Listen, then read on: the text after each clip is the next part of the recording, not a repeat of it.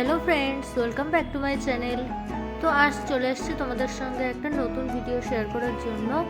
আমার মেয়ে খেতে চেয়েছে মিষ্টি, তো কি মিষ্টি বানাবো বুঝতে পারছিলাম না। তারপরে ভাবলাম রসমালাই করে দিই, যার জন্য কড়াই বসিয়ে দিয়েছি চুলোর উপর। তারপর দুধ দিয়ে দিলাম, দুধটাকে ভালো করে একটু নেড়ে নিচ্ছি। তো দুধটাকে এখন একটু ফুটতে দেবো।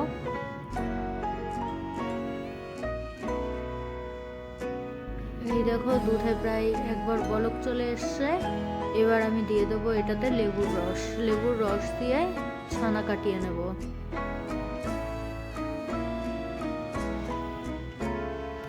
লেবুর রস দিতে হবে আর নাড়তে হবে, তারপরেই দেখবা এরকম আলাদা হয়ে যাচ্ছে। তো হয়ে গেছে আমার ছানা কাটানো। এখন একটা বাটি নিয়ে নিয়েছি, বাটির উপর একটা সুতির কাপড় নিয়ে নিয়েছি। তারপর এই যে ছানাটাকে ঢেলে দিচ্ছি। এখান থেকে খুব ভালো করে জলটাকে চিপে চিপে বের করে দিতে হবে। বাকিটা রেখে দিলে, খানিকক্ষণ আধা ঘন্টা রেখে দিলে পরে তারপর বাকি জলটাও বেরিয়ে যাবে।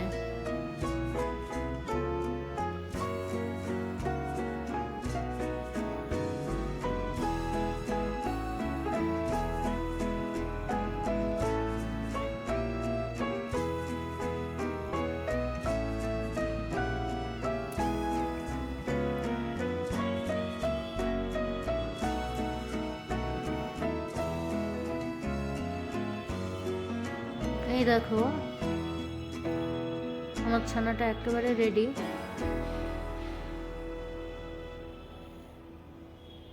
এবার এটাকে একটা থালার মধ্যে নিয়ে খুব ভালো করে মুথে নিতে হবে।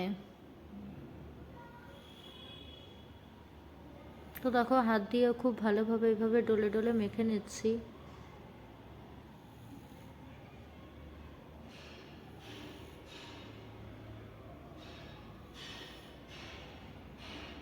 বেশ 3-4 মিনিট ধরে এটাকে খুব ভালো করে মেখে নেওয়ার পর এখান থেকে ছোট ছোট করে বল করে নেব।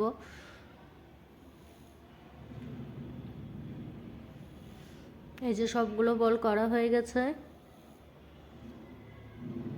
এবার আবার কড়াইতে চিনি নিয়ে নেবো 1 কাপ।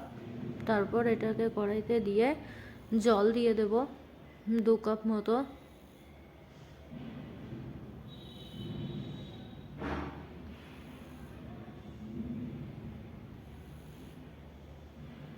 তারপর এই চিনি শিরাটায় জাল উঠলে ধীরে ধীরে বলগুলোকে ছেড়ে দেব।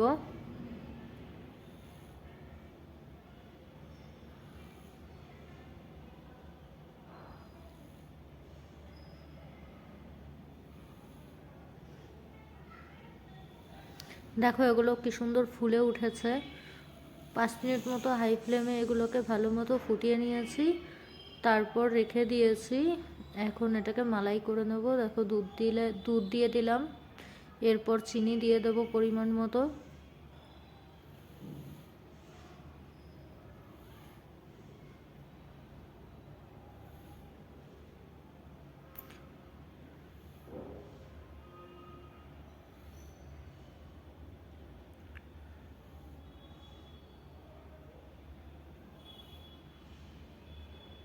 এই দুধটা যখন ঘন হয়ে আসবে তারপর রসমালাইগুলোকে দিয়ে দেব।